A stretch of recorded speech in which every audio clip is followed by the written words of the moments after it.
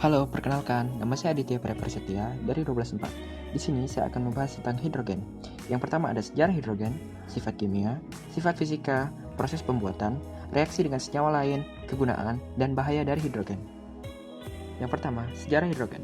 Pengenalan awal, abad ke-16, alkemis Swiss, Paracelsus, mengamati bahwa gas yang mudah terbakar dihasilkan ketika logam bereaksi dengan asam, meskipun ia tidak mengidentifikasikannya sebagai unsur yang unik. Identifikasi sebagai unsur 1766. Ilmuwan Inggris Harry Cavendish adalah orang pertama yang secara pasti mengidentifikasikan hidrogen sebagai zat yang berbeda. Ia bereksperimen dengan mereaksikan logam seng dengan asam klorida, menghasilkan gas yang ia sebut udara mudah terbakar. Cavendish juga mendemonstrasikan bahwa pembakaran gas ini menghasilkan air. Penamaan 1783. Ahli kimia Prancis Antoine Lavoisier menamai unsur tersebut hidrogen dari kata Yunani hydro yang berarti air dan gens yang berarti pembentuk karena kemampuannya membentuk air saat dibakar. Yang kedua, sifat kimia. Hidrogen meliputi reaktivitas tinggi hanya karena memiliki satu elektron valensi, mudah terbakar, dan dapat meledak dengan oksigen atau halogen, serta kemampuannya untuk membentuk berbagai macam senyawa dengan unsur lain, seperti air dan hidrokarbon. Karena memiliki kulit terluar yang tidak lengkap, hidrogen berperilaku seperti non-logam yang dapat berbagi elektron atau melepas elektronnya. Yang ketiga, sifat fisika hidrogen. Yang paling penting adalah sebagai gas yang tidak berwarna, tidak berbau, dan tidak berasa pada suhu kamar. Hidrogen sangat ringan, mudah terbakar, memiliki densitas rendah, dan titik didih serta titik leleh yang sangat rendah, berkisar antara minus 252,9 derajat dan minus 259,2 derajat.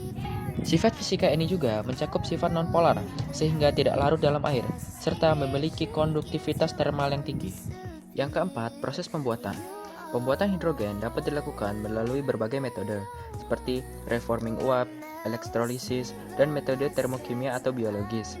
Metode yang umum digunakan saat ini adalah reforming uap, tetapi penelitian terus berlanjut untuk metode yang lebih ramah lingkungan. Pentingnya pemilihan metode. Pemilihan metode bergantung pada sumber energi yang tersedia dan tujuan penggunaan hidrogen. Reforming uap adalah metode yang mapan untuk produksi skala besar, sementara elektrolisis dengan energi terbarukan sedang dikembangkan sebagai cara untuk memproduksi hidrogen yang lebih bersih dan ramah lingkungan. Yang kelima, reaksi dengan senyawa lain. Hidrogen bereaksi dengan banyak senyawa lain melalui berbagai reaksi kimia, seperti hidrogenisasi, pembentukan hidrida, dan reaksi redoks.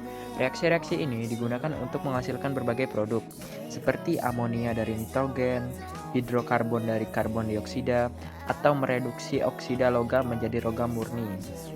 6. Kegunaan hidrogen.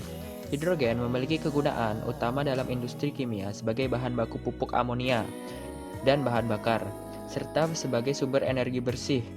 Kegunaan lain mencakup menyimpan energi terbarukan, proses metalurgi, serta potensi manfaat kesehatan melalui air hidrogen. Yang terakhir, bahaya hidrogen. Bahaya hidrogen terutama adalah sifatnya yang sangat mudah terbakar dan eksplosif, dengan risiko tinggi jika bercampur dengan oksigen atau bahan oksidator lain.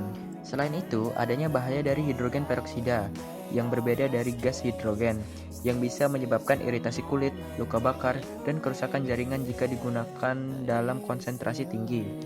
Dan hidrogen sulfida, gas beracun yang mengandung sulfur, yang dapat menyebabkan keracunan serius bahkan kematian. Oke, mungkin sekian video dari saya dan terima kasih.